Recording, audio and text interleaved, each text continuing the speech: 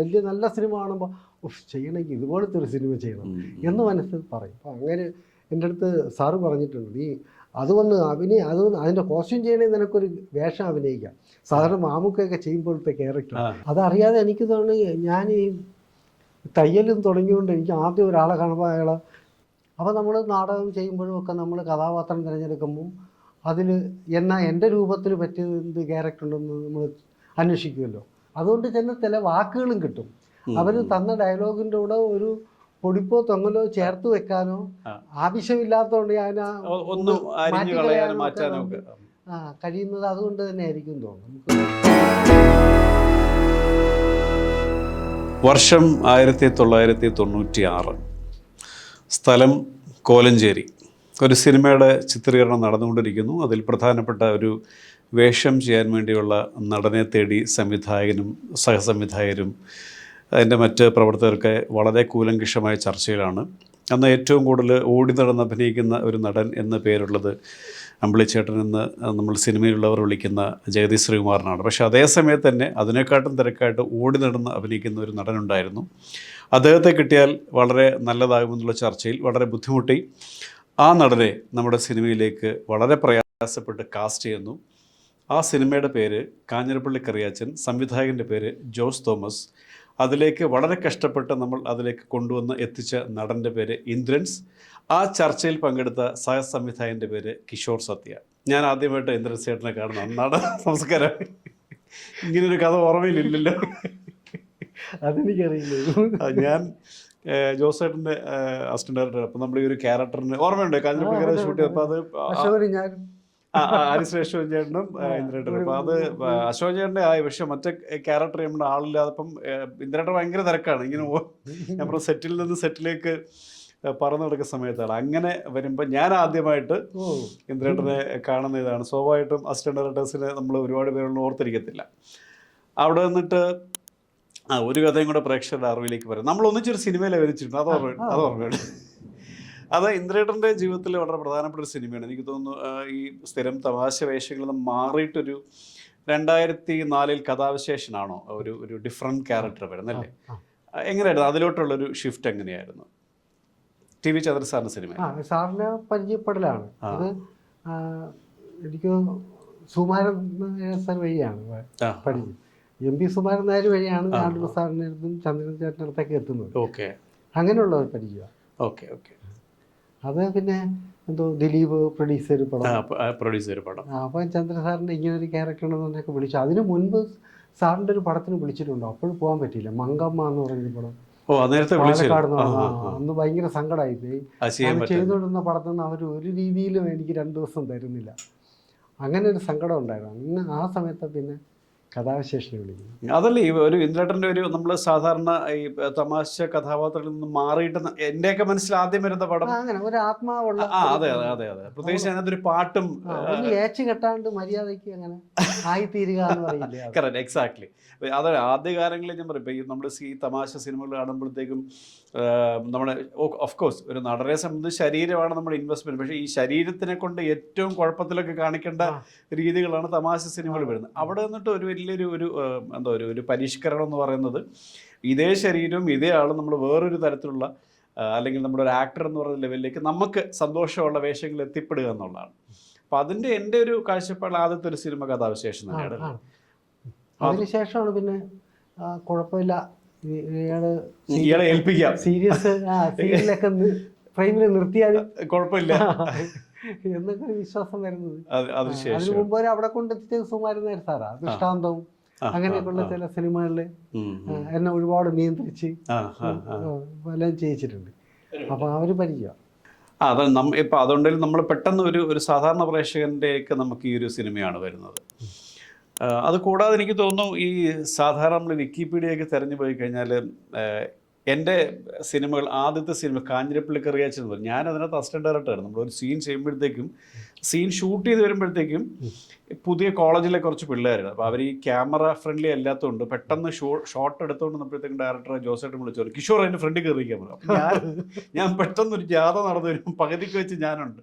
പിന്നെ ഞാൻ ഒരു സഹസംവിധാനമായതുകൊണ്ട് എനിക്കൊരു ക്ലോസപ്പ് ഷോട്ടൊക്കെ അത് വെച്ചിട്ടുണ്ട്. അപ്പം ഞാൻ നടനായി കഴിഞ്ഞപ്പോൾ വിക്കിപീഡിയയിൽ എൻ്റെ ആദ്യത്തെ സിനിമ എന്ന് പറഞ്ഞ് അതെ, സത്യമാണ്. അപ്പം അതുപോലെ അപ്പം ഓഫ് കോഴ്സ് സിനിമയിൽ ഏത് ഇപ്പം കോസ്റ്റ്യൂമർ ആയാലും അല്ല ആർട്ട് എല്ലാവരും ഇതുപോലെയൊക്കെയുള്ള വേഷങ്ങൾ അഭിനയിക്കുന്നവരാണ്. അതല്ലാതെ ഇപ്പം ഇന്ദ്രേട്ടൻ ഈ പറഞ്ഞ കോസ്റ്റ്യൂംസ് ഒക്കെ ചെയ്ത സമയത്ത് ഇത്തരം വേഷങ്ങൾ ചെയ്തിട്ടുണ്ടായിരിക്കും. അതല്ലാതെ വരുന്ന ആദ്യത്തെ ഒരു ആക്ടർ എന്ന് പറഞ്ഞിട്ട് വരുന്ന പടം ഈ നമ്മുടെ CID ഉണ്ണികൃഷ്ണനാണോ?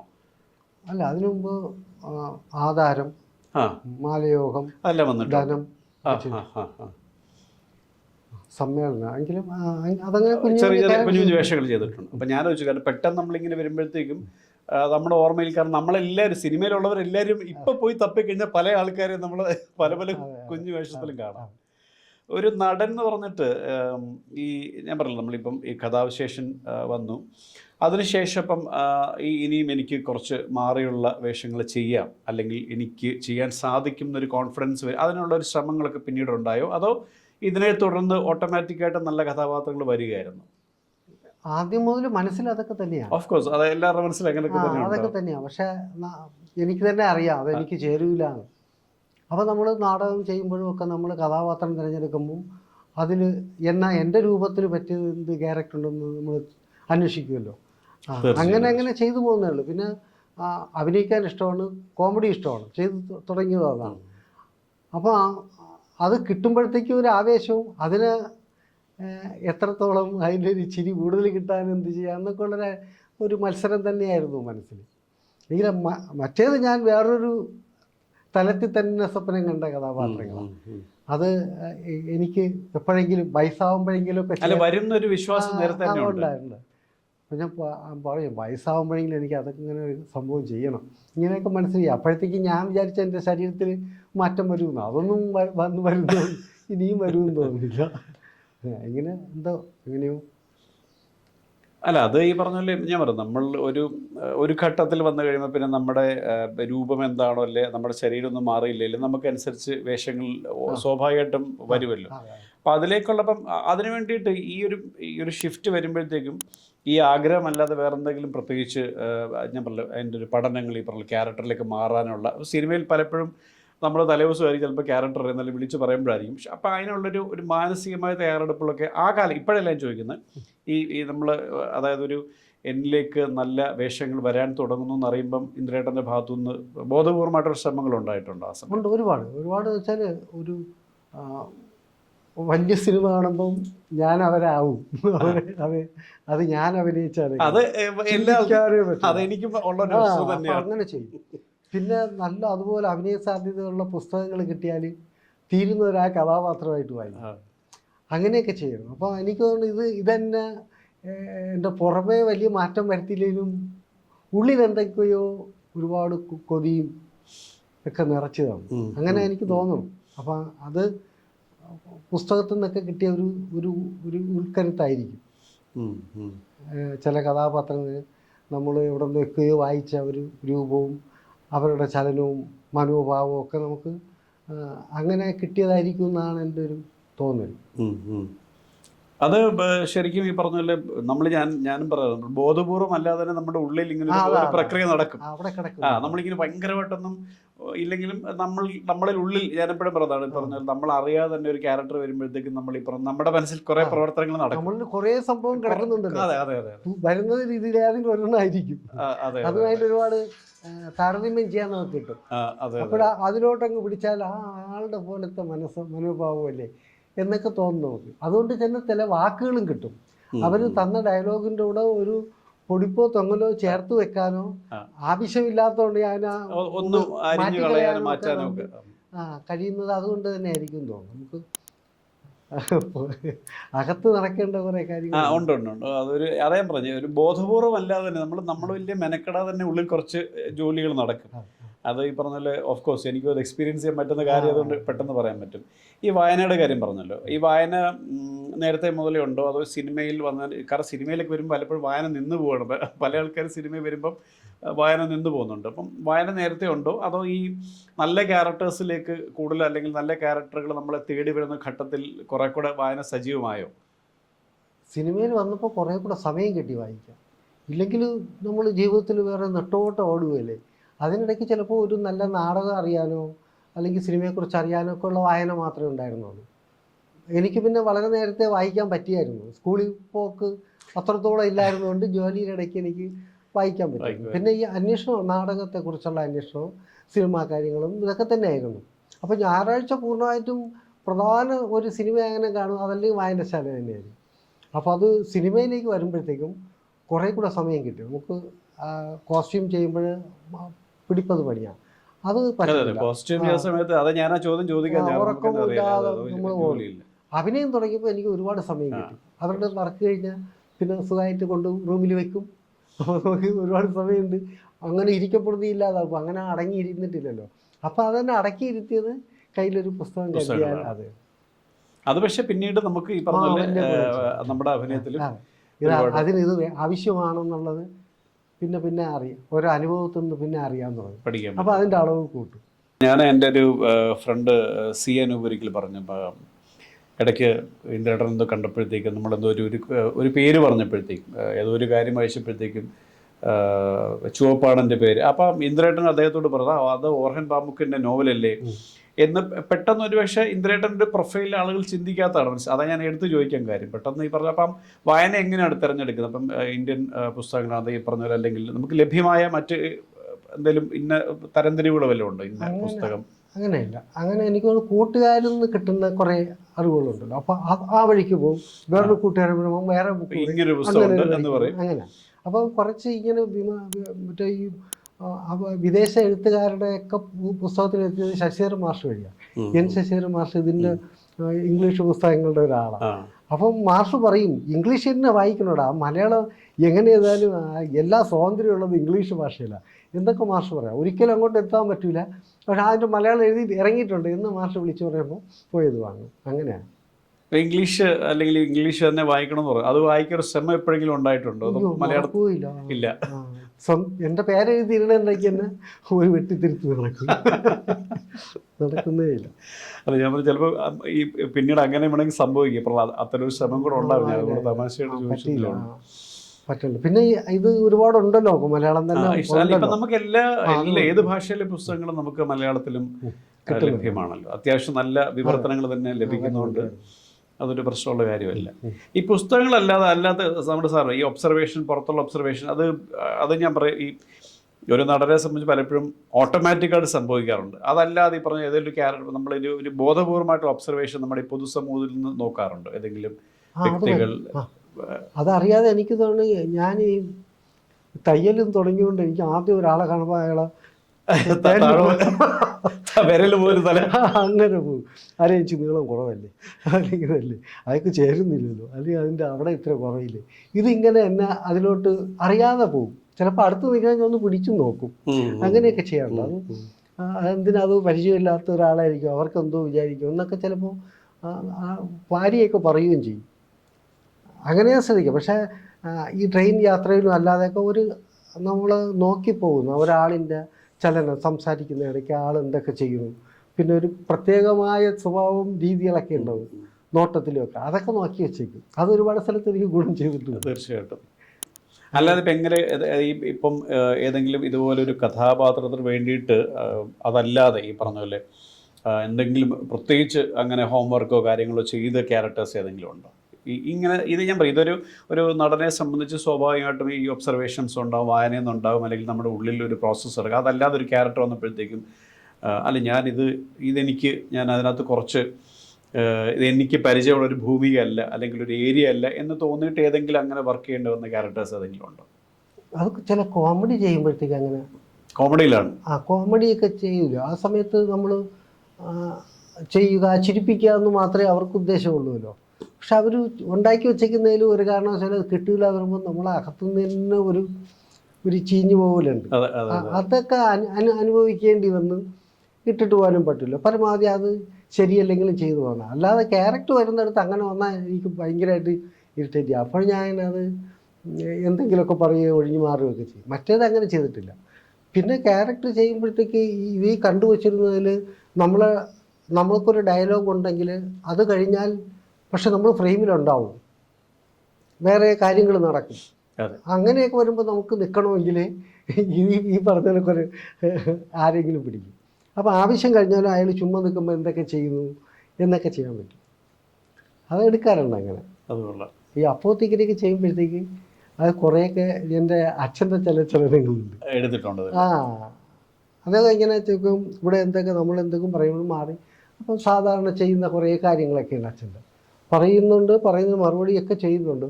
പക്ഷേ എങ്കിലും അത് അങ്ങനെ ഒരു പ്രവൃത്തിയൊക്കെ എന്തെങ്കിലും നടന്നുകൊണ്ടിരിക്കും. അതൊക്കെ അങ്ങനെയൊക്കെ ഉള്ളത് നോക്കി വെച്ചിട്ടുണ്ടാവും. അതിന് സംസാര ഒരു പ്രത്യേക ജൂറി മെൻഷൻ കിട്ടി അല്ലേ ഈ അപ്പോത്തിക്കരി 2014 തോന്നുന്നു. അവിടുന്ന് നേരെ 2018 വരുമ്പോഴേക്കും മികച്ച നടനുള്ള സംസ്ഥാന ആളൊരുക്കം.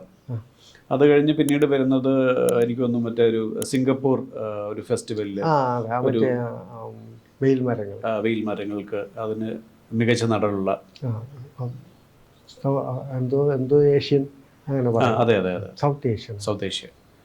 പിന്നെ വന്നിട്ട് ഹോമിലും ഈ പറയുന്ന പോലെ ദേശീയ പുരസ്കാരത്തിന്റെ അവസാന റൗണ്ടിലേക്ക് എത്തുകയും അവിടെ ഒരു മെൻഷനിലേക്ക്. അതെ അവിടെ പലപ്പോഴും ഒക്കെ ചെന്ന് എത്താനും പാടല്ലേ. അവരിപ്പോൾ ഒരുപാട് എല്ലാ ഭാഷയിൽ നിന്നും ചെല്ലുകയല്ലേ.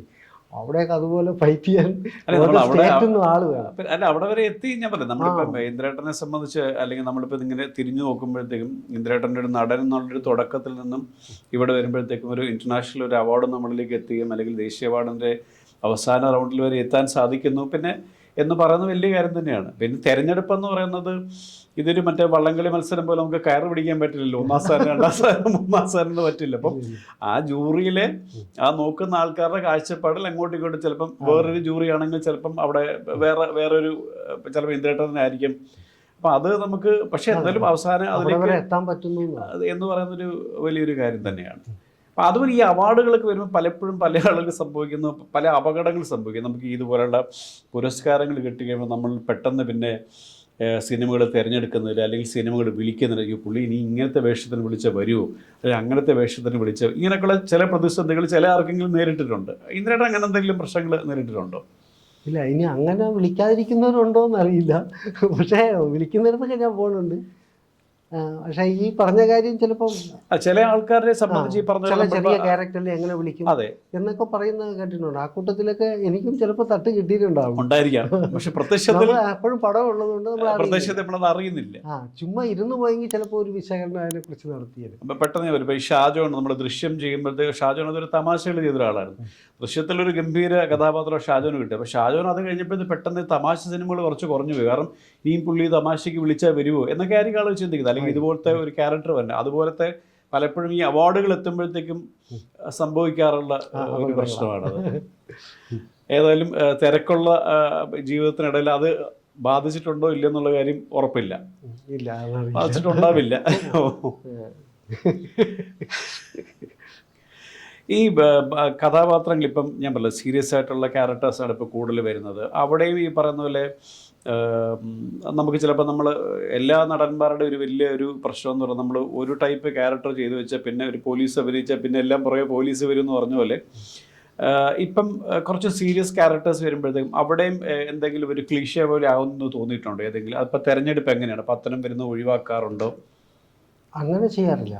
നല്ല കഥയാണെങ്കിൽ ഒരേപോലത്തെ ക്യാരക്ടർ ആയാലും നമുക്കറിയാം. എങ്കിലും അത് നല്ല ഉൾക്കരുത്തൊക്കെ ഉണ്ടെങ്കിൽ എന്നാലും ഇത് ഞാൻ ചെയ്തു ഇനി ചെയ്യുന്നില്ല എന്ന് പറയാൻ ധൈര്യവും ഇല്ല. നല്ലത് പിന്നെ ഓർഡർ അനുസരിച്ച് വരുന്ന എല്ലാം സ്വീകരിക്കാറാണ്. എന്തെങ്കിലുമൊക്കെ കോസ്റ്റ്യൂമിലോ മേക്കപ്പിലോ ഒക്കെ മാറ്റം വരുത്തി കിട്ടാൻ ശ്രമിക്കും. കുറച്ചൊക്കെ അങ്ങനെ ഒരു രക്ഷപ്പെടാമല്ലോ എന്ന് വിചാരിച്ചിട്ട് ഒരേപോലത്തേക്ക് വരും. പിന്നെ അവരും ചിലപ്പോൾ പറയും അതിലെ പോലത്തെ ഒരു ചിരി അവസാനത്തെ ചിരി ഹോമിലെ പോലത്തെ അങ്ങനെയൊക്കെ പറഞ്ഞൊക്കെ വരും. അപ്പം അതും ഒക്കെ നിഷേധിക്കാനും പറ്റില്ല. പക്ഷെ എന്നാൽ വളരെ തന്ത്രപരമായ സമീപനം നമ്മൾ നടത്തേണ്ടിയിരിക്കുന്നു. ഈ നേരത്തെ പറഞ്ഞില്ല നമ്മളിപ്പോൾ ഈ ശരീരം മാറിയില്ല അല്ലെങ്കിൽ ഈ പറഞ്ഞല്ലോ കാലം മാറുന്നതനുസരിച്ച് ശരീരം മാറുമായിരിക്കും എന്ന് വിചാരിച്ചു മാറിയില്ല. പക്ഷെ അത് ഒരിക്കലും ഒരു അപകടമാകാറില്ല. പ്രത്യേകിച്ച് ഞാൻ ഇപ്പോൾ ഒരുപക്ഷെ പണ്ട് ഇപ്പോൾ ഇന്ദ്രേട്ടൻ മറ്റേ പോലീസായിട്ടും ജഡ്ജിയായിട്ടും ഇതേ ശരീരം വെച്ച് അഭിനയിച്ചിട്ടുണ്ട്. ഒരു പക്ഷേ പണ്ട് കാലത്ത് നമ്മളങ്ങനെ ആൾക്കാരങ്ങനെയല്ല കൺസീവ് ചെയ്യുന്നത്. ഞാൻ പറഞ്ഞ ഒരു നടൻ എന്ന് പറഞ്ഞൊരു വളർച്ചയിൽ നമ്മുടെ ശരീരം നമുക്കൊരു ബാധ്യത അല്ലാതായി തരും. കാരണം നമ്മളുടെ ആ ശരീരത്തിൻ്റെ മേലെ നമ്മളിലെ നടൻ എന്ന് പറഞ്ഞ ഒരാൾ അടയാളപ്പെടുത്താൻ സാധിക്കുമ്പോഴേക്കും നമുക്ക് ഈ പ്രശ്നങ്ങളൊക്കെ പരിഹരിക്കപ്പെടാം. അല്ലെങ്കിൽ ഒരുപക്ഷെ 25 കൊല്ലം മുമ്പ് ചിലപ്പോൾ ഒരു സർക്കിൾ ഇൻസ്പെക്ടറായിട്ട് ഇന്ദ്രേട്ടൻ ചിലപ്പോൾ പെട്ടെന്ന് ആൾ കൺസീവ് ചെയ്യില്ല. അപ്പോൾ ഇപ്പം എന്ന് പറഞ്ഞാൽ ഈ ശരീരം വെച്ചുകൊണ്ട് നമുക്ക് ഏതും കൺസീവ് ചെയ്യാം. ഒരുപക്ഷെ ഒരു DIG ആണെങ്കിൽ ഇപ്പോൾ ഒരാൾ നമ്മൾ കൺവിൻസിങ് ആവും. അത് നമ്മൾ ഉണ്ടായിട്ടുള്ള നടൻ എന്ന് പറഞ്ഞ ഒരാളുടെ ഒരു എലിവേഷൻ കൂടെ സംഭവിക്കുന്നതാണ്. അതുകൊണ്ടൊരു ശരീരം ഏതായാലും ഇങ്ങനെ തന്നെ ഇരിക്കട്ടെ എന്നുള്ളതാണ് എപ്പോഴും എനിക്ക്. കാരണം ഞാൻ ഇന്ദ്രേട്ടനെ കാണുന്ന സമയം പോലെ ഇന്ദ്രേട്ടൻ ഇതുപോലൊക്കെ തന്നെ ശരീരം ഇങ്ങനെയൊക്കെ തന്നെ ഇരിക്കുന്ന ആളാണ്. അങ്ങനെ തന്നെ ഇരിക്കട്ടെ. പിന്നീട് എനിക്കൊന്ന് ഈ പ്രേക്ഷകരുടെ ഞാൻ എൻ്റെ ആദ്യ സംവിധാന കാലത്തെ ഒരു അനുഭവം പറഞ്ഞ പോലെ തന്നെ ഞങ്ങൾ രണ്ടുപേരും ഒന്നിച്ചൊരു സിനിമയിൽ അഭിനയിച്ചിട്ടുണ്ട്. അത് രഹസ്യ പോലീസ് എന്നാണ് സിനിമയുടെ പേര്. അതിൽ ഞാനൊരു DCP ആയിട്ടും അതിലൊരു പോലീസ് കോൺസ്റ്റബിളായിട്ടാണ് ഇന്ദ്രേട്ടൻ അഭിനയിച്ചിട്ടുള്ളത്. അപ്പോൾ പക്ഷേ ആ സിനിമ ഇപ്പം വർഷങ്ങൾക്ക് മുൻപ് പറഞ്ഞുകൊണ്ട് തന്നെ ക്ലൈമാക്സ് ഇനിയും പറഞ്ഞൊരു കുഴപ്പമില്ല. പക്ഷെ അതിലെ വില്ലനാണ് ഇരിക്കുന്നത്. ഈ ശരീരം ഈ ചെറിയ ശരീരത്തിലൊരു വലിയ വില്ലനുണ്ടായിരുന്നു. അത് ക്ലൈമാക്സിലാണ് ആൾക്കാർ മനസ്സിലായത്. ആ വില്ലനായിട്ട് അഭിനയിക്കുന്ന ആദ്യത്തെ സിനിമയാണോ ഈ രഹസ്യ പോലീസ് ആണോ? അത് എനിക്ക് പെട്ടെന്ന് എൻ്റെ ഒരു മെമ്മറിയിൽ ഈ കഥാവിശേഷം പറഞ്ഞാലും നമ്മൾ രണ്ടുപേരും ഒന്നിച്ചുള്ള സിനിമ ആയതുകൊണ്ടാണ് എനിക്ക്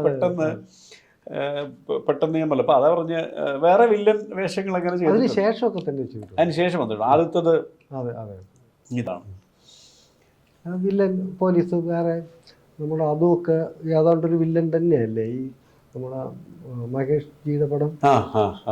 അതിൻ്റെ അതുമൊക്കെ പോലീസുകാരനാണെങ്കിലും ഉള്ളിലൊരു അങ്ങനെ മനോഭാവക്കാരനൊക്കെ. പക്ഷെ അവിടെ വന്ന് ഉടലിലെത്തുമ്പോഴത്തേക്ക് ഉടലിൽ വില്ലനല്ല നായകനാണ്. പക്ഷേ ഈ പണികളൊക്കെ ചെയ്തെങ്കിൽ അദ്ദേഹമാണ് നായകൻ. പക്ഷെ അതൊരു നല്ല ക്യാരക്ടറൈസേഷൻ ആയിരുന്നു. ചെയ്തു പോവുക എന്നുള്ളൊരു കരുതി ഒറ്റയ്ക്കായി പ്രായമുള്ള മാത്രമുള്ള അയാളുടെ ഒരു നിസ്സഹായ മുൻകരുതൽ. അതെ. അയാളുടെ മാത്രമല്ല ആ പ്രായത്തിലും അവർ തമ്മിലുള്ള ഒരു പ്രണയം എന്നൊക്കെ പറയുന്നത് വളരെ ഇന്റൻസ് ആയിരുന്നു. അപ്പം അതുകൊണ്ട് അദ്ദേഹമാണ് നായകൻ. ഈ കുട്ടിച്ചനാണ് അതിനകത്ത് നായകൻ. ഈ പറയുന്നില്ല അദ്ദേഹം ചെയ്യുന്ന പ്രവർത്തികൾ എന്ന് പറഞ്ഞാൽ നമ്മൾ ഈ ചെയ്യുന്ന പ്രവർത്തികൾ ആരുടെ കൂടെ പ്രേക്ഷകൻ നിൽക്കുന്നു അയാളാണ് നായകൻ. നമ്മൾ ഈ നായകൻ വില്ലൻ സങ്കല്പം നമ്മൾ വ്യവസ്ഥാപിത രീതി സിനിമയിൽ ഉണ്ടാക്കിയാണ്. പക്ഷെ ആ കഥയിൽ ആരുടെ ശരി എന്ന് തോന്നുന്നു, ഈ കൊല ചെയ്യുന്ന ആളാണ് ശരി എന്ന് തോന്നുന്നത് അയാളാണ് നായകൻ. അതെങ്ങനെ അപ്പം അതിന്റെ സാധാരണ വരുന്ന പടങ്ങൾ തുടർച്ചയായിട്ട് തന്നെ വന്നാണ് ഈ കുട്ടിച്ചനൊക്കെ കേട്ടപ്പോൾ വീട്ടിൽ വന്ന് രതീഷ കഥ പറയുമ്പോൾ തന്നെ ഭയങ്കര എക്സൈറ്റഡ് ആവും, ഭയങ്കര ഇഷ്ടമാണ്. അതുപോലെ പറഞ്ഞു അതിന് മുകളിൽ ചെയ്തെടുക്കാനുമുള്ളൊരു ഭയങ്കര ശ്രമമുണ്ടല്ലോ ആളുടെ. അതൊക്കെ ഭയങ്കരമായിരുന്നു. അത് ആളുടെ ആദ്യ പടമാണെങ്കിലും അത് കിട്ടാൻ വേണ്ടിയിട്ട് ക്യാമറമാനുമായിട്ടോ അല്ലെങ്കിൽ ആർട്ട് ഡയറക്ടറായിട്ടൊക്കെ ഉള്ളൊരു കലയിക്കലുണ്ടല്ലോ. എനിക്ക് അതാ വേണ്ടത് എന്നൊക്കെ പറഞ്ഞിട്ടുള്ള അങ്ങനെ അയാളുടെ അത്രയും നല്ല മനസ്സിൽ സിനിമ നിറച്ചു വെച്ചിട്ട് ചെയ്ത സിനിമയാണെന്ന് തോന്നുന്നു. അതെ, ഒരു ജേർണലിസ്റ്റാണ്, ഒരു journalist turn to be a ഡയറക്ടറാണ്. അപ്പോൾ അദ്ദേഹത്തിൻ്റെ ഞാൻ ഈ വളരെ അടുത്താണ് സിനിമ. എനിക്ക് നമ്മൾ ചില സിനിമകൾ പല കാരണങ്ങളുകൊണ്ടും തിയേറ്ററിൽ പോയി കാണാൻ സാധിക്കാതെ വന്നിട്ട് പിന്നീട് കാണുമ്പോൾ നമുക്ക് തോന്നും ദൈവമേ ഞാനിത് തിയേറ്ററിൽ പോയി കാണേണ്ടായിരുന്നു, അല്ലെങ്കിൽ ഞാൻ ഈ സിനിമയുടെ കൂടെ സിനിമ വിജയിക്കേണ്ട ഭാഗമായിട്ട് ഞാനും വേണ്ടിയിരുന്നില്ലോ എന്ന് നമുക്ക് പലപ്പോഴും തോന്നാറുണ്ട്. പക്ഷെ അപ്പോൾ അതുപോലെ സിനിമ നമ്മളെ ശ്രദ്ധ ആകർഷിക്കാത്തതും ആവാം. അതെ. പിന്നെ ഇപ്പം ഈ പറഞ്ഞ പോലെ ഈ പ്ലാറ്റ്ഫോമുകൾ കൂടിയുണ്ട്. നമുക്ക് തിയേറ്റർ മിസ്സായാലും നമുക്ക് സിനിമ കാണാനുള്ള കൈക്കുള്ളിലുണ്ട്. അപ്പോൾ അത് എപ്പോഴാണെന്ന് നമുക്ക് ആ സിനിമ ആസ്വദിക്കാൻ സാധിക്കും എന്ന് പറയുന്നൊരു ചെറിയ കാര്യമല്ല. ഇതേപോലെ സീരിയസ് ആയിട്ടുള്ള കുറച്ച് സിനിമ ഒരു നടൻ മറ്റൊരു നടനോട് സംസാരിക്കുന്ന പോലത്തെ ഒരു വർത്തമാനമായി പോകുന്നത്. കാരണം നമ്മളെപ്പോഴും എങ്ങനെയാണല്ലോ ഈ പറഞ്ഞ പോലെ അതെ ഞാൻ എപ്പോഴും നമ്മുടെ ഒരു നടന്റെ ഭാഗ്യമാണ് എപ്പോഴും ഒരു നല്ല വേഷം കിട്ടുക എന്ന് പറയുന്നത് ഒരു ആക്ടറുടെ ഭാഗ്യമാണ്. അപ്പം ആ ഭാഗ്യം എപ്പോഴും ഇപ്പം ഇന്ദ്രേട്ടൻ ഇങ്ങനെ വളരെ തുടർച്ചയായിട്ട് ആ ഭാഗ്യം കിട്ടിക്കൊണ്ടിരിക്കുന്നു. ആ ഭാഗ്യം തുടരട്ടെ എന്നുള്ളതാണ്. അപ്പം ഇതിനിടയിൽ ഈ പറഞ്ഞ പോലെ നമ്മൾ നന്നായിട്ട് ചെയ്തിട്ട് അല്ലെങ്കിൽ ശ്രദ്ധിക്കപ്പെട്ടില്ല എന്ന് തോന്നുന്ന ഏതെങ്കിലും ക്യാരക്ടേഴ്സ് ഉണ്ടോ ഈ പ്രേക്ഷകരിലേക്ക് നമുക്ക് കറക്റ്റ് നമ്മൾ ഒരു എഫേർട്ട് ഇട്ടിട്ടും അത് പ്രേക്ഷകരിലേക്ക് എത്താൻ നമ്മുടെ പ്രശ്നം കൊണ്ടല്ല? അങ്ങനെ കുറേ സിനിമകൾ ശ്രദ്ധിക്കാതെയും അങ്ങനെയൊക്കെ പോകുന്നുണ്ട്. ഈ മൺട്രോ തുരുത്ത് പോലുള്ള സിനിമകളൊക്കെ അങ്ങനെ അതൊക്കെ നല്ല വളരെ ഉൾക്കാഴ്ചയുള്ള സിനിമയൊക്കെ ആയിരുന്നു. അങ്ങനെ ചിലതൊക്കെ അങ്ങനെ അങ്ങ് പോകും. അത് വലിയ വിഷമമാവും. നമ്മൾ ഈ പറഞ്ഞ നമ്മുടെ ഒരു ഇത്രയും നമ്മൾ നമ്മുടെ മാത്രമല്ലാതെ അത് ചർച്ച ചെയ്യുന്നതെന്ന് നമ്മൾ തോന്നുമല്ലോ. നമ്മൾ ചില മേളകളിലൊക്കെ കാണുന്ന സിനിമകൾ വിദേശ ഭാഷയിലേക്ക് കണ്ടിട്ട് അതുകൊണ്ട് അതുപോലെയൊക്കെ കിടപിടിക്കുന്നൊരു സിനിമയാണ് നമ്മുടെ എന്നൊക്കെ നമുക്ക് അറിയാം. പക്ഷെ അതിന് അവിടെ വരെ എത്താതെയോ അല്ലെങ്കിൽ കൃത്യമായിട്ട് നമ്മൾ ഒരു ഓഡിയൻസിലേക്ക് എത്താതെ വരുമ്പോഴത്തേക്കും നമുക്ക് അല്ല വിഷയമുണ്ട്. അടുത്തിടയിൽ വന്ന ഈ ഒരു സിനിമയാണോ കൂടുതൽ ഒരു വിഷമം തോന്നി, അല്ലെങ്കിൽ ഇത് ശ്രദ്ധിക്കപ്പെട്ടില്ലല്ലോ? ഉണ്ട് വേറെ സിനിമകളുണ്ട് അങ്ങനെ കുറേ സിനിമകൾ അങ്ങനത്തെ ഉണ്ട്. അതിൻ്റെ ശരിക്കും ഓടിയെത്താനുള്ളിടത്തേക്ക് എത്താതെ കിതയ്ക്കും. ഷൂട്ടിങ് കഴിയുമ്പോഴത്തേക്ക് എല്ലാ ഊർജവും ചോർന്നു പോയിട്ട് പിന്നെ അവരുടെ എന്തോ ആഗ്രഹമൊക്കെ സാധിച്ച പോലെ തന്നെ അവർ തന്നെ തളരുന്നത് നമുക്ക് കാണാം. ഈ സാധാരണ നമ്മൾ ഈ സിനിമയിലൊക്കെ കാണുന്ന നമ്മൾ ഒരാളൊരു നടൻ എന്നുള്ള രീതിയിൽ എസ്റ്റാബ്ലിഷ് ചെയ്ത് കഴിയുമ്പോഴത്തേക്കും പിന്നീട് ആ നടനൊരു പാട്ടുകാരനാവുന്നു, ആ നടനൊരു സംവിധായകനാവുന്നു, നിർമ്മാതാവുന്നു. ഇന്ത്യനായിട്ട് പക്ഷേ വേറെ ഒരു മേഖലയിലേക്കും കാണുന്നില്ല. ഈ നടൻ എന്നുള്ളൊരു സ്റ്റേജിൽ തന്നെ തുടരുകയാണ്. അത് എന്തെങ്കിലും ഒന്ന് ചെയ്യുന്നത് വൃത്തിയാക്കിയിട്ട് അപ്പുറത്തോട്ട് പോകാൻ ഇപ്പം വൃത്തിയായി, ഇപ്പം വൃത്തിയായിട്ടുണ്ട്. ഇപ്പം ചെയ്യുന്ന ജോലി വളരെ വൃത്തിയായിട്ടാണ് ചെയ്യുന്നത്. അപ്പോൾ നാളത്തേക്ക് എന്തെങ്കിലും അങ്ങനത്തെ വല്ല ആശയങ്ങളുണ്ടോ, അല്ലെങ്കിൽ ഇഷ്ടപ്പെട്ട സിനിമകൾ സംവിധാനം ചെയ്യണമെന്നോ അങ്ങനെ എന്തെങ്കിലുമുള്ള ഐഡിയാസ് വല്ലതും? അങ്ങനെ എപ്പോഴും കൊതി തോന്നും നല്ല സിനിമ. പക്ഷെ പിന്നെ എനിക്ക് തുടരുത് നശിപ്പിക്കരുതെന്നും കൂടെ തോന്നും. അതൊരു വലിയ കാര്യമായിട്ടാണ് ഞാൻ കാണുന്നത്. സിനിമ എല്ലാവർക്കും ചെയ്യാം. ഇപ്പോൾ എല്ലാവർക്കും സംവിധാനം ചെയ്യാം. ക്യാമറാമാനോ നല്ല അസോസിയേറ്റൊക്കെ ഉണ്ടെങ്കിൽ നല്ല സ്ക്രിപ്റ്റ് എളുപ്പമായിട്ട് എല്ലാവർക്കും ചെയ്യാം. പക്ഷെ അങ്ങനെ ചെയ്യരുത്. പറയുന്ന വിഷയവും സിനിമയ്ക്ക് ആൾക്കാരെ നിന്ന് അപകരിക്കുന്ന 2 മണിക്കൂറും അവരുടെ കാശും അതിങ്ങനെ ആ കാശ് പോയാലും മായാതെ നിൽക്കണം. അതുകൊണ്ട് ചെയ്തില്ലെങ്കിൽ നമ്മൾ ഇതുവരെ ചെയ്തു വെച്ച നമ്മുടെ ഒരു നല്ല പേരുണ്ട്, അത് ഏതായാലും നമ്മൾ ഒരു സിനിമ ചെയ്ത് അതുകൊണ്ടാണ് ചെയ്യാതെ. വലിയ നല്ല സിനിമ കാണുമ്പോൾ ചെയ്യണമെങ്കിൽ ഇതുപോലത്തെ ഒരു സിനിമ ചെയ്യണം എന്ന് മനസ്സിൽ പറയും. ഇത് കൂടാതെ ഞാൻ പറയാം, ഒരു പല തലമുറയിൽപ്പെട്ട മലയാളത്തിലെ നടന്മാരുമായിട്ട് അഭിനയിക്കാനുള്ള ഭാഗ്യം ഉണ്ടായിട്ടുണ്ട്. അപ്പോൾ അതിലിപ്പോൾ നമ്മൾ ഓഫ്കോഴ്സ് നമ്മൾ ആദ്യം സംസാരിക്കുമ്പോൾ കഴിഞ്ഞ എത്രയോ വർഷമായിട്ട് മലയാള സിനിമയിൽ ഇങ്ങനെ 2 ശക്തിദുർഗങ്ങളായിട്ട് നിൽക്കുന്ന ആൾക്കാരാണ് മമ്മൂക്കയും ലാലേട്ടനും. അപ്പോൾ ഇവരൊക്കെ ആയിട്ടുള്ള പേഴ്സണൽ എക്സ്പീരിയൻസ് എന്തെങ്കിലും ഒന്ന് ഷെയർ ചെയ്യാം? അവരെ ഞാൻ ഒരുപാട് അങ്ങോട്ട് തൊട്ടിട്ടില്ല. തൊട്ടത്രയും വെച്ചിട്ടുള്ള കാര്യം അങ്ങനെ ഒരു ശ്രമിച്ചാലും വലിയ ഒരു ആരാധനയും ബഹുമാനമൊക്കെയാണ്. അത്രയും അങ്ങോട്ട് അടുക്കാനും തോന്നിയിട്ടില്ല. അതുകൊണ്ടാണ് അങ്ങനെ ഒരുപാട് കൂട്ടുകാരെ പോലുള്ള അനുഭവങ്ങളൊന്നുമില്ല. അവരുടെ സിനിമയിലും അവരുമായിട്ട് നിൽക്കുമ്പോഴത്തേക്കും ഒരുപാട് ശ്വാസം പിടിച്ചേക്കാൻ നമ്മൾ നിയന്ത്രിച്ചേക്കാൻ നിൽക്കണം. ഒരുപാട് നേരം വർത്താനം പറയാൻ അവർ നിൽക്കുന്നിടത്ത് പോയി ഇരിക്കുകയില്ല. അതുകൊണ്ട് എനിക്ക് അങ്ങനെയുള്ള കാര്യങ്ങൾ അറിയില്ല. പക്ഷെ അതുകൊണ്ട് തന്നെ എല്ലാവരെക്കാളും വലിയൊരു ബിംബം പോലെ അവർ രണ്ടുപേരും എൻ്റെ മനസ്സിലുണ്ട്. എനിക്ക് വേറെ ഒന്നും അറിയില്ല. എനിക്ക് എല്ലാവരും കാണുന്ന ഈ പ്രേക്ഷകർ കാണുന്ന മോഹൻലാലിനേക്കാളും മമ്മൂട്ടിയേക്കാളും വലിപ്പത്തിലാണ് അവരെൻ്റെ മനസ്സിൽ. അല്ല, അതേ പ്രശ്നം എനിക്കുണ്ട്. നമ്മളോട് ഇത് ഈ പറഞ്ഞ 2 പേരെ കാണുമ്പോഴത്തേക്കും നമ്മൾ ഈ പറഞ്ഞ ഞാൻ ഒരിക്കൽ പറഞ്ഞാണ്. ഇപ്പം ഞാൻ മമ്മൂക്കയുടെ കൂടെ 2 സിനിമ അഭിനയിച്ചിട്ടുണ്ട്, ലാലേട്ടനോട് അഭിനയിച്ചിട്ടില്ല. അപ്പം ഞാൻ പറഞ്ഞത് മമ്മൂട്ടി എന്ന് പറയുന്ന ഒരാൾ വലിയ സർവകലാശാലയാണെങ്കിൽ നമ്മൾ ആ സർവകലാശാലയുടെ തൊട്ടടുത്തുള്ള ഒരു കുടിപ്പള്ളിക്കൂടത്തിനകത്ത് നമ്മൾ നിന്നു എന്നുള്ള ഫീലാണ്. അല്ലാതെ എനിക്കൊരിക്കലും ഈ പറഞ്ഞ പോലെ ഞാൻ പലയിടത്തും പറയാറുണ്ട്, എനിക്കൊരിക്കലും ഇത് ആ കഥാപാത്രമായിട്ട് മമ്മൂക്കയുടെ കൂടെ എനിക്ക് തോന്നിയിട്ടില്ല. നമ്മളിങ്ങനെ സ്ക്രീനിൽ കണ്ട് മോഹിച്ച മമ്മൂക്കയുടെ അടുത്ത് നമ്മൾ നിൽക്കുന്നതിന്റെ നമ്മള് ഈശ്വര മമ്മൂക്കയുടെ അടുത്ത് എന്നുള്ളൊരു ഫീലാണ് എൻ്റെ ഒരു നമ്മുടെ ശ്വാസം. കാഴ്ചക്കാരൻ നമ്മുടെ ഉള്ളിൽ ശ്വാസം ഇല്ലാതാണ് നിൽക്കുന്നത്. കാഴ്ചക്കാരനെ അറിയിപ്പിക്കാതെ നമ്മൾ അഭിനയിക്കുക എന്നുള്ളൊരു പേടിയുണ്ട്. കോസ്റ്റ്യൂം ചെയ്യുന്ന സമയത്ത് തന്നെ വലിയ പടങ്ങളൊക്കെ പിന്നീട് പത്മനാഭൻ്റെ പടം ചെയ്തതിൻ്റെ പിന്നെ കൂടെ വരുമ്പോഴത്തേക്കും മമ്മൂട്ടി മോഹൻലാൽ എന്ന് പറയുമ്പോൾ എനിക്ക് പേടിയാണ്. ഞാൻ അവരുടെ കുറേ ശ്രദ്ധിക്കാനുണ്ട്. പിന്നെ നിസ്സാരമായിട്ട് ചുളുവിൽ ഈ മറ്റു പടം ചെയ്യുന്ന പോലെയല്ല, അവർക്ക് വേണ്ട കോസ്റ്റ്യൂമൊക്കെ അത്രയും ഒരിടത്തും ഇല്ലാത്തതൊക്കെ കളക്ട് ചെയ്തിട്ടുണ്ട്. അതിനുള്ള ത്രാണിയില്ല, അറിവില്ലായ്മയൊക്കെ ഉണ്ട് യാത്ര ചെയ്യാനൊക്കെ. അതുകൊണ്ട് ഒഴിയുമായിരുന്നു. അപ്പോൾ ഈ സ്പടികമൊക്കെ ചെയ്യുമ്പോൾ ശരിക്കും ഇപ്പം ഗാന്ധി മാലിന്യ സാറൊക്കെ സാറൊക്കെ അന്ന് ആ ഒരു പരിചയം വെച്ചിട്ട് അദ്ദേഹമായിരുന്നു സ്ഫടികത്തിൻ്റെയൊക്കെ ഒരു നിർമ്മാണ ചുമതല, മേൽനോട്ടം. അപ്പോൾ അങ്ങനെ എൻ്റെ അടുത്ത് സാറ് പറഞ്ഞിട്ടുണ്ട്, ഈ അത് അതിൻ്റെ കോസ്റ്റ്യൂം ചെയ്യണമെങ്കിൽ നിനക്കൊരു വേഷം അഭിനയിക്കാം, സാധാരണ മാമുക്കൊക്കെ ചെയ്യുമ്പോഴത്തെ ക്യാരക്ടർ എന്നൊക്കെ പറഞ്ഞിട്ടാണ് ഞാൻ അതിൽ സ്റ്റഡിയത്തിനൊക്കെ തന്നെ പോകുന്നു. ഇല്ലെങ്കിൽ എനിക്ക് വലിയ പേടിയാണ്. പക്ഷെ പുതിയ ആൾക്കാരിലേക്ക് വരുമ്പോഴത്തേക്ക് ആ ഒരു പ്രശ്നം നേരിടുന്നില്ലല്ലോ. ഈ പറഞ്ഞു നമുക്ക് എപ്പോഴും നമുക്ക് ലാലേട്ടൻ എന്ന് പറഞ്ഞ് ഒഴിച്ചു കഴിഞ്ഞാൽ ഇപ്പം ഈ പുതിയ തലമുറയുടെ കൂടെ അഭിനയിക്കുമ്പോഴെങ്ങനെയാണ്, അതിനകത്ത് ആരാണ് ഏറ്റവും ഒരു സൗഹൃദമുള്ള ആളോ അല്ലെങ്കിൽ കൂടുതൽ? എല്ലാവരും വളരെ പക്ഷെ നമുക്ക് മുമ്പേ അവർ നമ്മളെ മനസ്സിൽ തുടക്കത്തിൽ ഉള്ളത് കൊണ്ടാണ് നമുക്കത്. അവരുടെ കേസിൽ എല്ലാവരും അങ്ങനെയുണ്ട്. പിന്നെ ഞാൻ എൻ്റെ തൊഴിലിൻ്റെ ഞാൻ അന്ന് ചെയ്തിരുന്ന തൊഴിലും ഇന്ന് ഒരുപാട് വളർന്നു, അതിന്റെ ഒരു ലെവല് മാറി. പഴയ കാലത്തെ സിമ്പിളായിട്ട് എന്തും ഇവിടെ കിട്ടും. അതുകൊണ്ട് അന്നത്തെ ആദ്യം പിന്നെ ഇല്ലല്ലോ, അന്ന് അങ്ങനെ ആയിരുന്നില്ല. അതുകൊണ്ടൊക്കെയാണ് ഇപ്പോൾ ആർട്ടിസ്റ്റുകളെല്ലാവരും ഭയങ്കര ക്ലീനല്ല. അവര് അധികം അങ്ങനെ അല്ല. മാത്രമല്ല ഇപ്പൊ പുതിയ തലമുറ നമുക്ക് ഇങ്ങോട്ടൊരു ഒരു റെസ്പെക്ട് ഇങ്ങോട്ട് കിട്ടുകയും ചെയ്യും. നമ്മൾ അവിടെ കൊടുത്ത പോലെ ഒരു റെസ്പെക്ട് നമുക്ക് ഇപ്പൊ തിരിച്ചു കിട്ടുകയും ചെയ്യും. പലപ്പോഴും അത് അതിൻ്റെ ഒരു കഷ്ടവും അറിയാം. നമ്മളെ അവിടെ ചിലപ്പോൾ വലിയ ബഹുമാനം തന്നെ പരിസരത്തൊന്നും ആരും കാണില്ല, ഒറ്റയ്ക്കായി പോകും. അപ്പം മുൻപ് ഗോപി സാറ്, ജനാർദ്ദന ചേട്ടനൊക്കെ ഉണ്ടെങ്കിൽ, തിലകൻ സാറൊക്കെ ഉണ്ടെങ്കിൽ നമ്മൾ ഒന്ന് വിഷയം ചോദിക്കുന്ന മറുപടി പറയും, മാറിപ്പോയിരിക്കത്തില്ലേ. അതെന്ത് പാവമായി പോയിരുന്നു ഇപ്പോൾ തോന്നുന്നു. അവരുടെ ഒറ്റയ്ക്കൊക്കെ ചെന്നിരിക്കണമായിരുന്നു. അത് ഇപ്പം ചിലപ്പോഴൊക്കെ ചിലയിടത്ത് ചെല്ലുമ്പം അവൻ ഒഴിഞ്ഞുകളായി. ഇപ്പം നമ്മളൊരു സീനിയർ ലെവലിലൊക്കെ ആകുമ്പോഴത്തേക്ക് നമുക്ക് ഈ പറഞ്ഞ ബഹുമാനം തരുന്നതുകൊണ്ട് നമുക്ക് കൂടുതലൊരു ഒറ്റപ്പെട്ടു പോകുന്നൊരു പ്രശ്നമാണ്. അന്ന് അവർക്കൊക്കെ അത് അനുഭവിച്ചിട്ടുണ്ടാവും എന്ന് തോന്നുന്നു.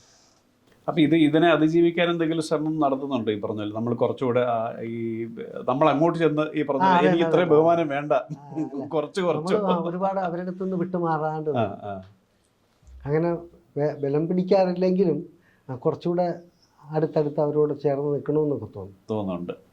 ഈ പുതിയ തലമുറയിൽ നമ്മൾ നേരത്തെയുള്ള ഒരു കഴിഞ്ഞൊരു ജനറേഷൻ നമുക്കെല്ലാം സാങ്കേതികമായിട്ടും എല്ലാം മാറിയിട്ടുണ്ട്. സിനിമ കുറച്ചുകൂടെ ഡിജിറ്റലായി, അല്ലെങ്കിൽ ഈ പറഞ്ഞ എല്ലാ കാര്യത്തിലും വ്യത്യാസം ഉണ്ടായി. അപ്പോൾ ഈ ഇന്ദ്രേട്ടൻ ഇപ്പം നമ്മൾ ഈ കുറച്ചു കാലം മുമ്പുള്ള സിനിമയും ഇപ്പോഴത്തെ സിനിമയും തമ്മിൽ എന്തെങ്കിലും ഒരു പ്രകടമായിട്ട് തോന്നുന്നൊരു വ്യത്യാസം എന്താ? സിനിമയുടെ കഥാപരമായിട്ടുള്ളതാണോ, അല്ലെങ്കിൽ എൻ്റെ ഒരു ഈ പറഞ്ഞ പോലെ മേക്കിങ്ങിലുള്ള വ്യത്യാസമുണ്ട്. അന്ന് വളരെ അളന്നു കുറിച്ച് ടേക്ക് ഓക്കെ ആക്കുക, അതിനുവേണ്ടി ആവശ്യമില്ലാത്ത വരാതിരിക്കുക. അപ്പോൾ നമുക്ക് കുറച്ച് സ്പേസ് ഒക്കെ തന്ന് റിഹേഴ്സൽ ചെയ്യും, എന്നിട്ട് ടേക്ക് എടുക്കാൻ നേരത്ത് നമുക്കൊരു ജീവൻ വരും. ആ ഒരു ഊർജം ഭയങ്കരമാണ്. അത് പിന്നെ നമുക്ക് ചെയ്യേണ്ടി വരുന്നില്ല ഓക്കെ ആണെങ്കിൽ. എന്നിട്ട് ക്യാമറാമാനും ഡയറക്ടറുടെ മുഖത്തോട് നോക്കും, ഒന്നും കാണാൻ പറ്റുന്നില്ല, അവർ തമ്മിലുള്ള ഒരു സംതൃപ്തി ഉണ്ടല്ലോ. ഓക്കെ ആണെങ്കിൽ ക്യാമറാമാൻ്റെ മുഖത്ത് നോക്കിയാൽ അറിയാം. പക്ഷെ അത് നമുക്ക് ഇപ്പം കിട്ടുന്നില്ല, മിസ്സിങ് ആയി. ഇപ്പോൾ ചിലർ ചെയ്യും, ചിലർ കൃത്യമായിട്ട് ആവശ്യമുള്ള അതുവരെ ഉള്ളൂ, ഇല്ലെങ്കിൽ നമുക്കൊരു എടുത്തേക്കാന്ന് പറയും. അല്ല, ഇപ്പൊ പൊതുവെയുള്ള രീതി എന്ന് പറഞ്ഞ ഒരു സീൻ തന്നെ ഒരു മാസ്റ്റർ ഷോട്ടായിട്ട് ഫുള്ള് ഷൂട്ട് ചെയ്യുക, അതിനെ തന്നെ 4, 5, 6 വേറെ ഈ പറഞ്ഞ 2 ചിലപ്പോൾ 2 ക്യാം 3 ക്യാം ഒക്കെ വെച്ച് ഷൂട്ട് ചെയ്യുന്നു. ഇത് തന്നെ ഇൻ ബിറ്റ്വീൻ അല്ലാതെ കട്ട്സ് ആയിട്ട് എടുക്കുന്നു. പക്ഷെ പണ്ട് നമ്മൾ ആവശ്യമുള്ള ഷോട്ടുകൾ മാത്രമേ ഷൂട്ട് ചെയ്യുന്നുള്ളായിരുന്നു. അതിന്റെ ഒരു അപകടവും ആദ്യം നമ്മൾ ചെയ്യുന്നില്ലേ, അതുപോലെ പിന്നെ ഒരിക്കലും ചെയ്യാൻ പറ്റത്തില്ല. ഞാൻ റീസെന്റ് ഇതൊരു അനുഭവിച്ചാണ്, ഇതേ പ്രശ്നം ഞാനൊരു അനുഭവിച്ചിട്ടുണ്ട്. അപ്പോഴത്തേക്ക് നമ്മൾ ഒരുപാട് കെട്ടുവരും. അപ്പൊ കണ്ടിന്യൂറ്റി നോക്കുന്നത് വേറൊരു കൊണ്ടുവന്ന് മോണിറ്റർ കാണിക്കും, നമ്മൾ പിടിച്ചെടുത്താൻ പോകും. എവിടെയാണ് അവർക്ക് കട്ട് ചെയ്യണമെന്നൊരു ധാരണ അവർക്ക് ഉണ്ടാവില്ലായിരിക്കും, അവർ പക്ഷെ അതാവും. നമുക്ക് ആദ്യം ചെയ്തതുപോലെ പിന്നെ ചെയ്യാനും പറ്റുന്നില്ല. അങ്ങനെ ഒരു ബുദ്ധിമുട്ട് വരും. അപ്പോൾ ഈ പുതിയ ഇതിൻ്റെ ഞാൻ പറയും പുതിയ തലമുറയിലുള്ള ആൾക്കാരുടെ ഞാൻ പറയും ഒരു സിനിമ മാറിയതിൻ്റെ ഒരു പ്ലസും മൈനസും പറയുമ്പോഴത്തേക്ക് ഒരു മൈനസായിട്ട് നമുക്ക് ഇത് പറയാം.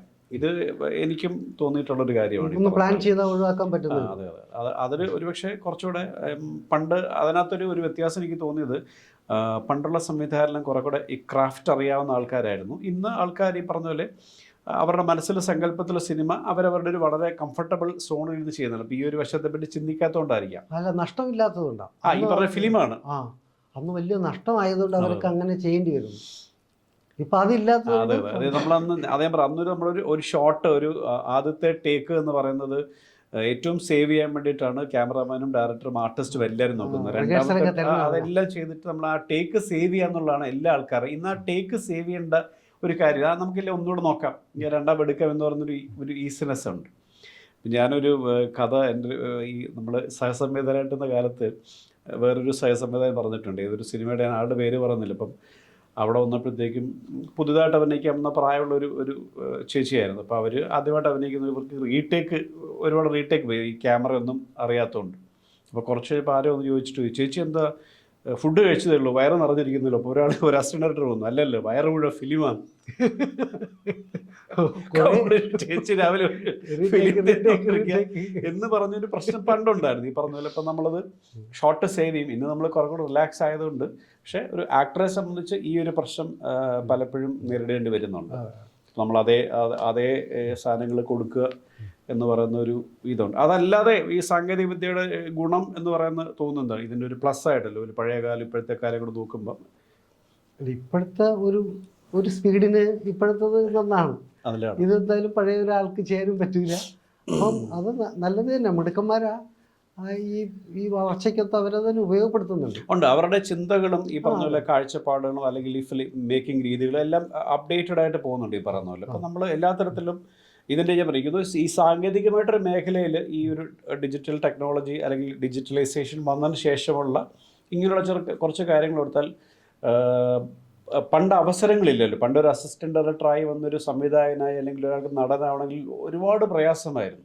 പക്ഷെ ഇന്ന് കുറെ കൂടെ ഈസി ആയതുകൊണ്ട് നമുക്ക് ഒരുപാട് ഈ നടീനടന്മാരെയും അല്ലെങ്കിൽ ഈ സംവിധായകരെയും സാങ്കേതിക പ്രവർത്തനം വളരെ ഈസി ആയിട്ട് സിനിമയിലേക്ക് വരാൻ പറ്റുന്നു എന്ന് പറയുന്നത് ഉണ്ടെങ്കിൽ നമുക്ക് സിനിമ ചെയ്യാം. ഒരു അവസരം എന്ന് പറയുന്നത് ഇപ്പം ഈവൻ സ്വന്തമായിട്ടൊരു ഒരു യൂട്യൂബ് പോലും നമുക്ക് കാണിക്കാനുള്ള ഒരു പ്ലാറ്റ്ഫോം ആയതുകൊണ്ട് മിടുക്കന്മാരാണെങ്കിൽ നമുക്ക് ഇപ്പം വരാം എന്നുള്ളതാണ്. ഞെട്ടിക്കാം എന്നുള്ളതാണ്. ഇതിനിടെ ഇപ്പം ലേറ്റസ്റ്റ് ആയിട്ട് പടങ്ങൾ ഏതാ ചെയ്യുന്നത്, ഇനിയിപ്പോൾ വരാനുള്ളത് അല്ലെങ്കിൽ ഷൂട്ടിംഗ് നടക്കുന്നത്? വരാനുള്ളത് ഒരു തേർഡ് മർഡർ എന്ന് പറഞ്ഞിട്ട് ഒരു പടം വരാനുണ്ട്. പിന്നെ കുണ്ടലപുരാണം അങ്ങനെ ഒരു പടം തീർന്നിരിക്കുന്നു. പ്രൈവറ്റ് എന്ന് പറഞ്ഞൊരു പടം, പുതിയ ആൾക്കാരാണ്. മറ്റേത് ഈ തേർഡ് മർഡർ എന്ന് പറഞ്ഞത് നേരെ പടം ചെയ്തിട്ടുള്ള ആളാണ്, അവർക്കില്ല. പിന്നെ നടക്കുന്നുണ്ട് പടം, എന്തോ പേരുകൾ തൊടുപുഴ ഈരാറ്റുപേട്ടയിലൊക്കെ നടക്കുന്നുണ്ട്. ഫാമിലിയൊക്കെ സുഖമായിട്ടിരിക്കുന്നു? അവർക്കൊക്കെ സുഖമാണ്. ഒരു മോളൊക്കെ സുഖമായിരിക്കുന്നു, ചേച്ചി സുഖമായിരിക്കുന്നു. കാരണം ഞാൻ ഇടയ്ക്കിടയ്ക്ക് പോയി ചായയൊക്കെ കുടിക്കാറുള്ളൊരു വീടും കൂടെ ആയതുകൊണ്ടാണ് വളരെ ക്ലോസ് ആയിട്ട് ചോദിക്കുന്നത്. വേറെ എന്തെങ്കിലും ഈ പറഞ്ഞില്ലേ, അല്ലാതെ ഇപ്പം സിനിമയ്ക്ക് അപ്പുറത്തെ വായനയൊക്കെ തൽക്കാലം തന്നെ അങ്ങനെ തന്നെ മുന്നോട്ട് പോകട്ടെ എന്നുള്ളത് തന്നെയാണ് അല്ലേ ഈ പറഞ്ഞല്ലേ? എന്തായാലും അതൊരു നോക്കൂ, ഒരുപാട് പ്രതീക്ഷയും ഒരു ഇഷ്ടമുള്ള കാര്യമുണ്ട്. അത് നമ്മളെ മുമ്പോട്ട് നയിക്കുന്നതിൻ്റെ ഒരു പ്രധാന കാരണം അതൊക്കെയാണെന്ന് തന്നെ പറയാം. അപ്പോൾ എന്തായാലും ഈ യാത്ര ഇതുപോലെ തന്നെ കൂടുതൽ തുടങ്ങിയ പോലെ തന്നെ ശരീരം മാറുമെന്ന് വിചാരിച്ചു. പക്ഷേ ശരീരം മാറിയില്ല. പക്ഷേ ഇന്ദ്രൻസ് എന്ന് പറയുന്ന ആ നടൻ ഒരുപാട് മാറി. മലയാള സിനിമയ്ക്ക് ഒരുപാട് വ്യത്യസ്തമായ കഥാപാത്രങ്ങളെ നൽകുന്ന അല്ലെങ്കിൽ സംവിധായകർക്കും എഴുത്തുകാർക്കും ഒരുപാട് കഥാപാത്രങ്ങളെ വിശ്വസിച്ച് ഏൽപ്പിക്കാൻ പറ്റുന്നൊരു നടൻ്റെ ലെവലിലേക്ക് വളർന്നു വന്ന നമ്മളുടെ പ്രിയപ്പെട്ട ഇന്ദ്രേട്ടനുമായിട്ടുള്ള ഒരു സംഭാഷണമാണ് നമ്മൾ ഇത്രയും സമയം.